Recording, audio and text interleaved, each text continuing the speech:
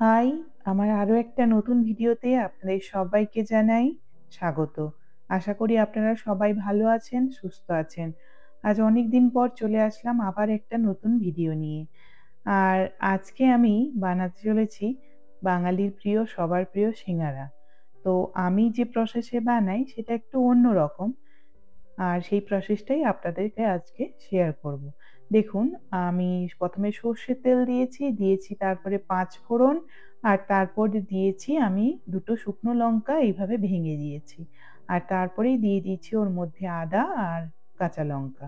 আদাটা থেঁতো করে রেখেছিলাম ওটাই দিয়েছি। এবার এটাকে একটু ভালো করে ভাজা করে আমি ফুলকপি আলুর সিঙ্গারা বানাবো। তার জন্য ফুলকপিটাকে এইভাবে ছোট ছোট করে কেটে নিয়েছিলাম। দেখুন, এই ফুলকপিটা আমি এখন এর মধ্যে ভালো করে একটুখানি নাড়াচাড়া করে নিলাম। এরপর এর মধ্যে আমি নুন, হলুদ এইগুলো এড করে দিয়েছি। আর দেব খুব সামান্য পরিমাণে এতে জল। দিয়ে এবার এটা আমি ঢেকে দেবো এখন। এটা কপিটা ভালো করে সেদ্ধ হয়ে যাবে তাতে। এই যে জলটা দেখছেন, এই জলটা পুরো শুকিয়ে যাবে। মানে জলটা আর একটুওখানি থাকবে না, একদম শুকনো হয়ে যাবে। তারপর আমি ওর মধ্যে অ্যাড করে দেব সেদ্ধ করে রাখা আলু। এই দেখুন, ঢাকনাটা খুলে নিলাম, দেখছেন জলটা একদম শুকিয়ে গেছে। এবার এই পর্যায়ে আমি এর মধ্যে সেদ্ধ করে আমি আলু রেখেছিলাম। তো সেই সেদ্ধ করা এই আলু আমি ভালো করে সেটাকে টুকরো করে কেটে নিয়েছিলাম। তো সেই আলুটাও এড করব। তার আগে দেখুন, মটরশুঁটিটা আমি এড করে দিয়েছি। আর এই মটরশুঁটিটা আমার কাছে ফ্রোজেন মটরশুঁটি, তাই আমি এটা আ এখন এড করছি। এটা যদি কাঁচা হতো তাহলে আমি ওই ফুলকপির সঙ্গেই এড করতাম। আর এই যে আলুটা দেখছেন, আলুটা আমি খুব ভালো করে সেদ্ধ করেছি। মানে একদম বেশি সেদ্ধ করিনি, মানে মোটামুটি সেদ্ধ করে তারপর এটাকে আমি চৌকো করে কেটে নিয়েছি। আর তারপর ওর মধ্যে দিলাম আলুর মধ্যে পরিমাণ মতো লবণ। কারণ আলুটা আমি সেদ্ধ করার সময় লবণ দিইনি। আমি মাইক্রো ওভেনে ওটা আলুটা সেদ্ধ করেছি, তাই জন্য আমি আর ওতে লবণ দিইনি। আর এটা যদি জলের মধ্যে সেদ্ধ করতাম তাহলে হয়তো লবণ দিতাম। আর তারপরেই আমি ওর মধ্যে দিয়েছি ভেজে রাখা গরম মসলা। এই গরম মসলা তো আমি বাড়িতে বানিয়েই রাখি। আপনারা যারা আমার ভিডিও দেখেন তারা জানেন। তো এই গরম মসলাটার মধ্যে আছে আপনার ওই আ জিরে, ধনে আর শুকনো লঙ্কা। বানিয়ে রেখেছিলাম, তো ওই মসলাটাই দিয়ে তারপরেই আমি ওর মধ্যে দেখুন আলুটাকে ওই হাতার সাহায্যে ভালো করে আমি ওইভাবে স্ম্যাশ করে নিয়েছি। আর দিয়েছি কিছুটা ভেজে রাখা বাদাম আর ধনেপাতা। দেখুন, হয়ে গেছে আমার এখন আলুটা তৈরি। তারপরে আমি চলে আসলাম ওই সিঙ্গারার বাইরের কোটিং মানে ময়দা মাখতে।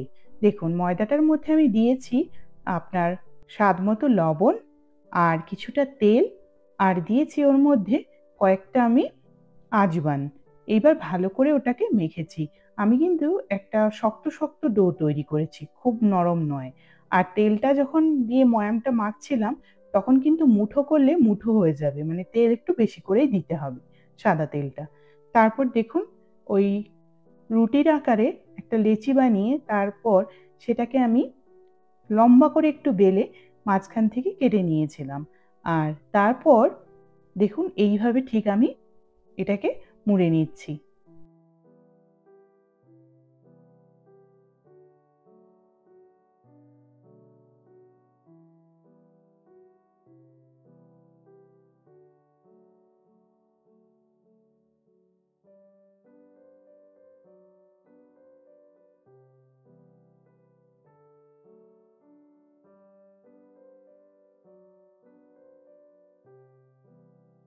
দেখুন, এখন আলুটা আমি এর মধ্যে ভরে নিয়েছি।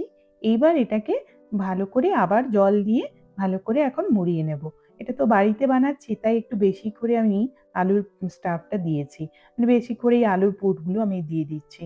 আর এটা কিন্তু খুব ভালো করে মুড়তে হবে। এটা যদি একটুখানি ফাঁকা থেকে যায় তাহলে ভাজা করার সময় কিন্তু এই লেয়ার খুলে যেতে পারে।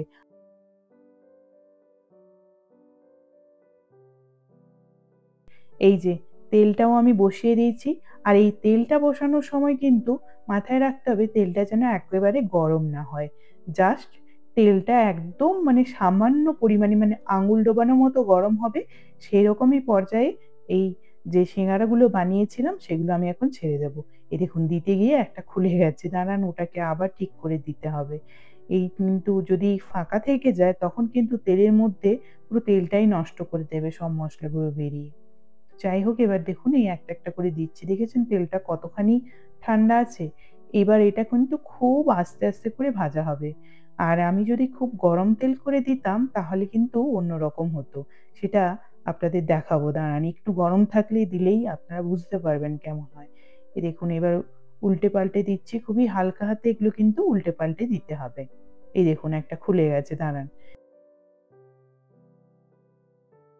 তুলে নিলাম। না হলে কি হবে বলুন তো? এই যে দেখতে পাচ্ছেন সব মসলাগুলো বেরোতে শুরু করেছে, এইভাবে বেরিয়ে যাবে। তো এটা এখন তুলে নিয়ে ওই মসলাটা আমি এখন বের করে নেবো এর থেকে। আর এই যে বাইরের লেয়ারটা রয়েছে, এটাকে আমি আবার এমনি ভাজা করে ফেলবো। দেখুন এটাকে এখন আস্তে, আস্তে করে ভাজা হতে দেবো। এইভাবে কিন্তু আমি খুব আঁচটা ধীরে রেখেছি। এই দেখুন ভাজা হয়ে গেছে। এই কালারটা দেখছেন হালকা ব্রাউন এসে গেছে। আমি কিন্তু এই পর্যায়ে তুলে নেব। তুলে নেওয়ার পর এটা একটুখানি গাঢ় হয়ে যাবে রংটা আরো। তৈরি হয়ে গেল আমার দোকানের মতো সিঙ্গারা।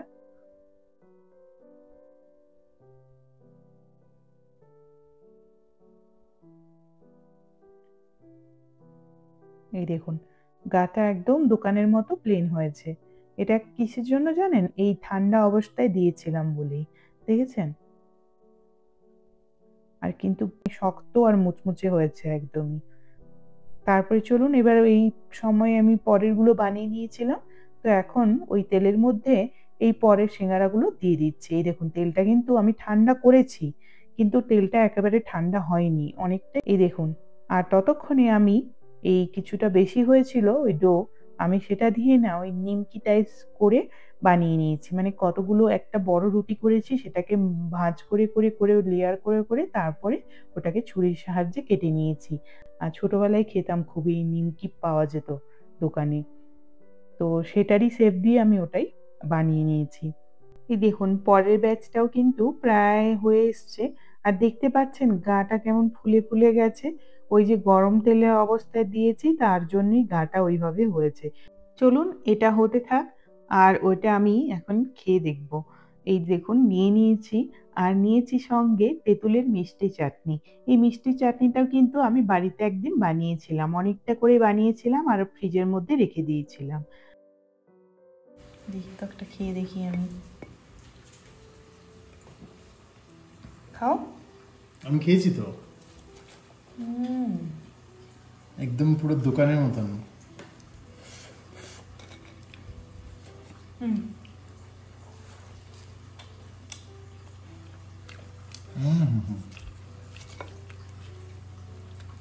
হুম কেমন হচ্ছে বলো? ক্রিসপি ঝরঝর করে ভেঙে যাচ্ছে।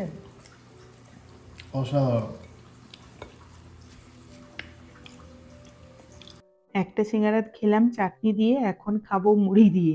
একটুখানি মুড়ি না খেলে ভালো লাগে বলুন? মুড়ি সিঙ্গারা না হলে। এই যে পরেরগুলো দেখতে পাচ্ছেন ঘাটা কেমন পরেরগুলো হয়েছে আর আগেরগুলো প্লেন হয়েছে। আর দেখুন এই যে ভেজেছি সেই নিমকি। এইটার মধ্যে এখন অল্প করে আমি লবণ ছড়িয়ে দিয়েছি। এটা বেশ নোনতা, নোনতা স্ন্যাক্স এর মতো ভালোই লাগে চা কফির সঙ্গে খেতে। চলুন আসি আজকের মতো। ভালো থাকবেন। আর ব্লগটা কেমন লাগলো অবশ্যই জানাবেন। ভালো লাগলে লাইক করে দেবেন। আসি আজকের মতো। টাটা।